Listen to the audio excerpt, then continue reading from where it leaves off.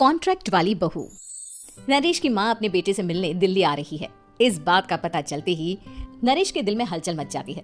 नरेश अपनी माँ के स्वागत की तैयारी में लग जाता है। साथ ही उसे डर भी सताने लगता है कि उसकी माँ कहीं अपनी पुरानी जिद पर फिर से बैठ ना जाए। हे भगवान, इस बार बचा लो, अगले साल पक्का माँ की जिद पूरी कर दूंगा। तभी दरवाजे की घंटी बजती है। नरेश दरवाजा खोलता है तो सामने अपने मकान मालिक को देखकर हैरान हो जाता है, क्योंकि उनके साथ एक सुंदर सी लड़की भी थी। नमस्ते अंकल, कुछ काम था, मुझे बुला लेते। आपने क्यों कष्ट किया? अरे नहीं, इसमें कष्ट कैसा, मैं तो बस तुम्हें रीना से मिलवाने आया था। आज से रीना तुम्हारे साथ इसी फ्लैट में रहेगी। अंकल, कोई लड़का फ्लैटमेट नहीं है? एक अनजान लड़की के साथ रहना मेरे लिए थोड़ा अजीब होगा। देखो नरेश, मैं तुम्हें पहले भी बता चुका हूँ कि इस फ्लैट में तुम्हें किसी ना किसी के साथ एडजस्ट करना ही होगा, या फिर तुम अकेले पूरे फ्लैट का किराया दे दो, मैं किसी को नहीं रखूंगा। नरेश अपने मकान मालिक की बात सुन के रीना के साथ रहने के लिए तैयार हो जाता है, पर अंदर ही अंदर उसे ये बात खाने लगती है कि वो अपनी माँ को क्या जवाब देगा जब उसकी माँ रीना के बारे में उसे पूछेगी। दिन बीतने लगते हैं। नरेश और रीना अच्छे दोस्त भी बन जाते हैं, पर अभी भी नरेश अपनी प्रॉब्लम का सोल्यूशन नहीं ढूंढ पाता। एक दिन नरेश बहुत परेशान सा बैठा होता है। तभी रीना उसे पूछती है, क्या हुआ नरेश, तुम काफी परेशान लग रहे हो, सब ठीक तो है ना? हाँ, सब ठीक है, बस एक छोटी सी प्रॉब्लम है।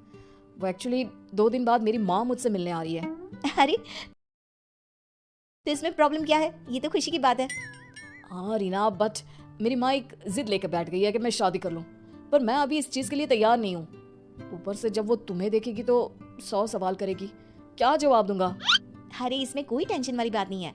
मेरे पास ना इस प्रॉब्लम का सोल्यूशन है, जिससे ना तुम्हें शादी करनी पड़ेगी और ना ही तुम्हारी माँ मेरे बारे में कुछ पूछेंगी। रीना की बात सुनकर नरेश सोच में डूब जाता है। वो सोचता है कि रीना खुले ख्यालों वाली लड़की है, कहीं माँ को सच बता ना दे।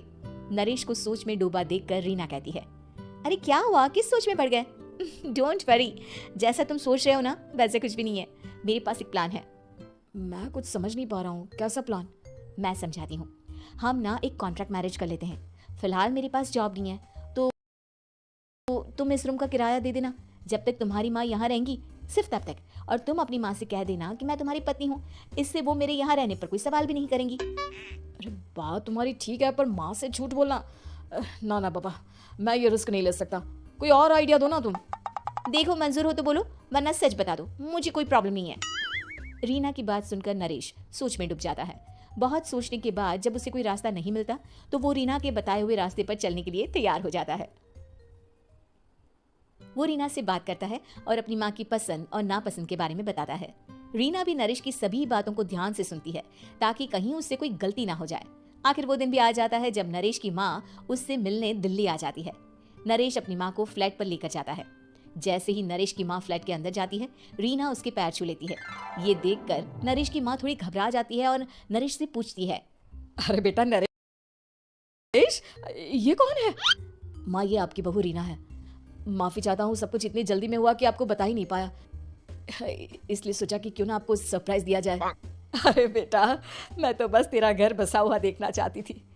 हाँ, बहुत अरमान थे अपनी इकलौती बेटी की शादी को लेकर, लेकिन कोई बात नहीं, शायद किस्मत को यही मंजूर होगा। ये कहते ही नरेश की माँ रीना को गले लगा लेती है। रीना बेटिया, मेरा बेटा ना थोड़ा नादान है, पर तुम काफी समझदार लगती हो, और मैं जानती हूँ कि तुम इसका बहुत अच्छे से ध्यान रखोगी। माँ, आप चिंता मत कीजिए, मैं सब संभालूंगी। नरेश की माँ अपने बहू और बेटे के साथ खुशी खुशी रहने लगती है। दिन बीतने लगते हैं। नरेश की माँ और रीना का रिश्ता बहुत मजबूत होता चला जाता है। वो दोनों सारा दिन एक साथ रहती और खूब बातें करती। इधर साथ रहते रहते नरेश और रीना भी एक दूसरे से प्यार करने लगते हैं। दोनों को इस बात का एहसास हो जाता है, फिर भी वो इस बात को छुपा कर ही रखते हैं। एक दिन नरेश की माँ और रीना शादी के बारे में बात करने लगते हैं। रीना बिटिया, ये तो नरेश ने मुझे बिना बताए शादी कर ली, वरना मैं तो अपनी इकलौती बेटी की शादी इतनी धूमधाम से करती कि सारी दुनिया देखती रह जाती। अच्छा माँ, आप ऐसा भी क्या करती नरेश और मेरी शादी में जो दुनिया देखती रह जाती? अरे बिटिया, एक माँ के अरमान तुम अभी नहीं समझोगी। मैं तो अपनी बहू को एक रानी की तरह लेकर आती और शादी भी बिल्कुल शाही अंदाज में करती, पर मेरे तो सारे अरमान ऐसे ही रह गए। खैर, मुझे तो अपने बेटे और बहू की खुशी चाहिए बस। ये कहते हुए नरेश की माँ की आंखों में आंसू आ जाते हैं। रीना भी ये सुनकर ख्यालों में खो जाती है, क्योंकि वो भी मन ही मन खुद को नरेश की पत्नी और उसकी माँ की बहू मानने लगी थी। शाम को जब नरेश ऑफिस से घर आता है तो रीना खुद को रोक नहीं पाती और नरेश के सामने उसकी माँ को अपने और नरेश के रिश्ते का सारा सच बता देती है। रीना की बात सुनकर नरेश की माँ दोनों से बहुत नाराज हो जाती है और घर वापस जाने की बात करने लगती है। तुम दोनों ने मुझसे सच छुपाकर बहुत ठेस पहुंचाई है मुझे। अब तुम लोगों के साथ नहीं रहना चाहती मैं, कल ही वापस चली जाऊंगी अपने घर। माँ मुझे माफ कर दो, ये सब मैंने रीना के कहने पर ही किया है, वरना मैं भी आपको कभी ठेस पहुंचाने के बारे में सोच भी नहीं सकता। हाँ माँ, हमने ये सिर्फ आपका दिल रखने के लिए किया, प्लीज हम दोनों को माफ कर दीजिए। तुम दोनों ने मेरे अरमानों के साथ खिलवाड़ किया है और वैसे भी मुझे अपने बेटे के लिए एक अच्छी लड़की ढूंढनी है, इसलिए मेरा यहाँ से जाना ही बेहतर होगा। माँ की ये बात सुनकर रीना खुद को रोक नहीं पाती। माँ, क्या मैं आपके घर की बहू बनने लायक नहीं हूँ? रीना की बात सुनकर नरेश हैरान रह जाता है। नरेश की माँ भी कुछ समझ नहीं पाती। मैं कुछ समझी नहीं, आखिर तुम कहना क्या चाहती हो? माँ, मैं वो नरेश से बहुत प्यार करती हूँ और साथ ही साथ मैं आपको भी अपनी माँ मान बैठी हूँ। आज जब आपकी बातें सुनी तो खुद को रोक नहीं पाई, इसलिए सारा सच आपको बता दिया।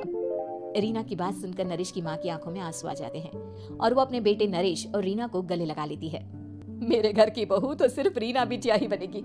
मैं आज ही तुम दोनों की शादी की तारीख निकलवा दूंगी, बस एक बार तुम्हारे घर वाले मान जाए।